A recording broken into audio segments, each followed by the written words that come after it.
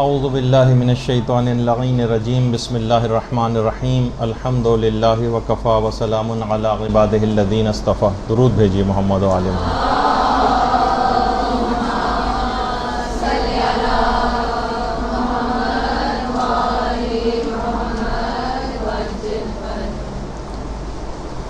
جو کہ اکثر دماغوں میں آتا ہے اور یہ پوچھا بھی جاتا ہے کہ ہم بہت سے نیک کاموں کی اہمیت سے آگاہ ہونے کے باوجود اس کو کر نہیں پاتے، ان کی توفیق ہی نہیں مل پاتی. نماز شب کے سلسلے میں کتنی آپ نے تاکید سنی، لیکن نماز شب کی توفیق ہی نہیں مل پاتی. مثلا پڑھنے کے لیے اٹھا ہی نہیں جاتا. کتنے نیک اعمال اس طرح سے اور ہیں، یعنی جیسا ہم چاہتے ہیں ویسا عمل نہیں ہو پاتا. پھر ہم کیا کریں؟ دوسرے الفاظ میں ہمیں توفیق نہیں ملتی ان کاموں کو کرنے کی. تو دیکھیے یہ بات یاد رکھ لیجئے کہ مشیت خدا اور بندے کا ارادہ جب آپس میں مل جائے تو توفیق وجود میں آتی. بندے کا ارادہ اور پروردگار کی مشیت، ان دونوں کو ملنا چاہیے. ان میں اگر کوئی ایک چیز بھی کم ہے تو توفیق نہیں ملے گی.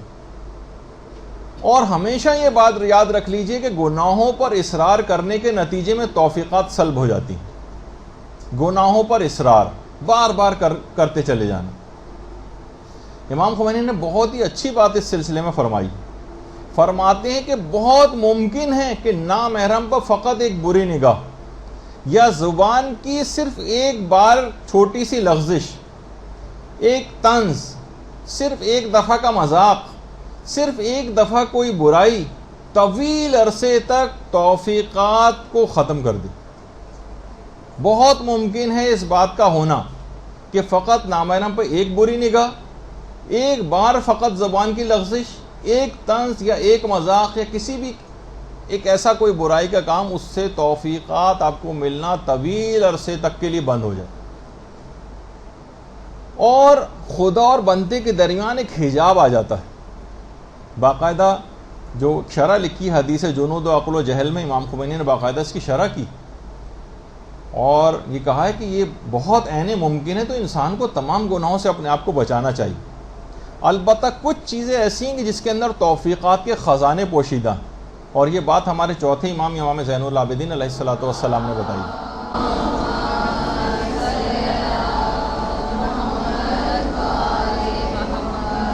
اور امام نے فرمایا کہ درود پڑھنے میں توفیقات کے خزانے پوشیدہ ہیں.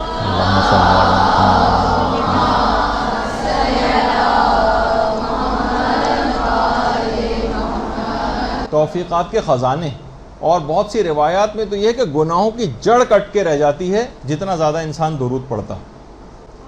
اور دیکھیے توفیق کہتے ہیں ایسے اسباب پیدا ہو جائیں جس سے اطاعت خدا آپ کے لیے آسان ہو جائے، یہ بھی توفیق. اور اس سے مسلسل پھر نیک کاموں کا صدور ممکن ہو جاتا ہے. آپ کرنے جاتے ہیں لیکن کچھ ایسے گناہ حائل ہو جاتے ہیں آپ کی راہ میں کہ آپ کے لیے اطاعت خدا کرنی آسان نہیں ہوتی. ایسی جگہ مثلا آپ کی شادی ہو گئی، کسی فاسق و فاجر شخص سے شادی ہو گئی، وہ آپ کو مثلا پردہ نہیں کرنے دے رہا ہے، وہ آپ کو کوئی اور اس طرح سے کاموں میں روڑے اٹکا رہا ہے. مثلا آپ کے کوئی اور رشتہ دار ایسا ہے جو آپ کو ان کاموں سے میں رکاوٹ ڈال رہا ہے. آپ مدرسے آنا چاہتی ہیں، وہ لوگ نہیں آنے دے رہے ہیں. مثلا تعلیم دین حاصل کرنا چاہ رہی ہیں، کسی اور جگہ سے کوئی رکاوٹ آ رہی ہے. یعنی اس کا مطلب ہے کہ توفیق مل نہیں پا رہی. تو توفیق حاصل ہونے سے کیا ہوتا ہے کہ اطاعت خدا میں آسانیاں پیدا ہوتی ہیں، نیک کاموں کا صدور ممکن ہونے لگتا ہے، اور گناہوں سے انسان پرہیز کرتا ہے جس سے اس کی راہ پر چلنا بہت آسان ہو جاتا ہے. یعنی توفیق کے معنی یہ. اب جو چیزیں توفیقات دلواتی ہیں اگر آپ اس کے اوپر عمل کرنا شروع کر دیں تو یہ راہ کی ساری حائل رکاوٹیں ہٹتی چلی جائیں گی. سوال یہی تھا نا کہ کتنے نیک اعمال ایسے ہیں کہ ان کی اہمیت سے ہم واقف ہیں لیکن ہم کر نہیں پاتے، ہمیں توفیق نہیں مل پاتی کہ ہم اس کام کو کر سکیں. تو ایک تو طریقہ ابھی آپ نے سن لیا کہ محمد و آل محمد پہ درود پڑھنا، یہ توفیقات کے خزانے اس کے اندر پوشیدہ ہیں. اللہم صلی علی محمد.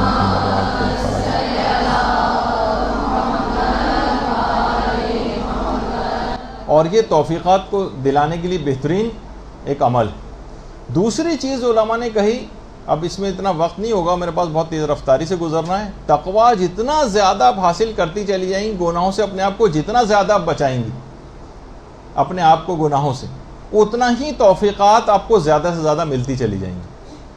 آپ عمل کر کے دیکھیے، ایک ایک کر کے گناہوں کو ٹارگٹ بنا کے کم کرتی چلی جائیں آپ کو عبادات کی توفیقات ملتی چلی جائیں گی. اس کا اتنا وقت نہیں ہے، صرف ہیڈنگ ہی چاہیں تو لکھتی جائیں گی. دوسری چیز یہ ہے کہ جتنا علم بڑھاتی چلی جائیں گی اتنا توفیقات ملنی شروع ہو جائیں گی. علم کے بڑھنے کا توفیقات کی زیادتی میں بڑا عمل دخل. جتنا علم بڑھے گا اتنی توفیقات بڑھیں گی، جتنی جہالت ہوتی جائے گی اتنی توفیقات کم ملیں گی. تیسری چیز، جتنا زیادہ آپ استغفار اور توبہ کریں گی اتنی ہی زیادہ توفیقات ملیں گی، اور جتنا استغفار اور توبہ سے غافل رہیں گی توفیقات گھٹتی چلی جائیں گی. یہ سب آپ کے اختیار میں، جتنے چاہیں عمل کرتی چلی جائیں، جتنی چاہیں توفیقات کو بڑھاتی چلی جائیں. اگلی چیز، مخلوق خدا پر جتنے زیادہ آپ احسانات کریں گی، لوگوں کو سہولیات مہیا کریں گی، ان کو آسانیاں مہیا کریں گی، ان کے لیے مشکلات نہیں کھڑی کریں گی، اتنی ہی توفیقات آپ کو ملتی چلی جائیں گی. اور جتنا لوگوں کے لیے مشکلات کھڑی کریں گی، گھروں میں لڑائی جھگڑے کریں گی، ساسوں کے ساتھ لڑائیاں ہوں گی، بہوؤں کی جو ہے ساسیں جو ہیں بہوؤں کے ساتھ لڑائیاں کریں گی، گھر کے اور رشتہ دار آپس میں غیبتیں کریں گے، ایک دوسرے کے خلاف جتنی چیزیں ہوتی چلی جائیں گی اتنا ہی زیادہ توفیقات گھٹتی چلی جائیں گی. مخلوق خدا کے لیے جتنی احسان اور آسانیاں آپ جمع کریں گی اتنی ہی زیادہ آپ کو توفیقات ملیں گی. اب آپ کو سمجھ میں آ رہا ہوگا یقیناً کہ توفیقات کیوں گھٹتی چلی جاتی. پھر اس کے بعد جتنی آپ کی نیت نیک ہوگی لوگوں سے متعلق اتنی ہی زیادہ آپ کو توفیقات ملیں گی. چاہے عملاً آپ بہت سارے لوگوں کے خلاف بات نہیں کر پاتی، عملاً اقدام نہیں کر پاتی، لیکن آپ کی نیت ان کے متعلق صحیح نہیں ہوتی، ان کو آپ ترقی کرتے نہیں دیکھنا چاہتی. ان کسی اچھی جگہ شادی ہو جائے تو آپ حسد میں مبتلا ہو جاتی ہیں، کوئی اور نعمت کسی کو مل جائے تو جو ہے وہ بظاہر اچھے بن کے ملتے ہیں لیکن دل سے نیت اور نیک نیتی آپ کے نہیں ہوتی.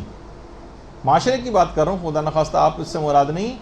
تو جتنی نیک نیتی ہوگی اتنی توفیقات ملیں گی، اور جتنا دیگر لوگوں کے لیے برائی آپ کے دل میں پائی جائے گی اتنی توفیقات گھٹتی چلی جائیں گی. اسی طرح سے اچھا اور دیندار دوست یہ توفیقات کو ملنے میں بڑا معاون ثابت ہوتا ہے.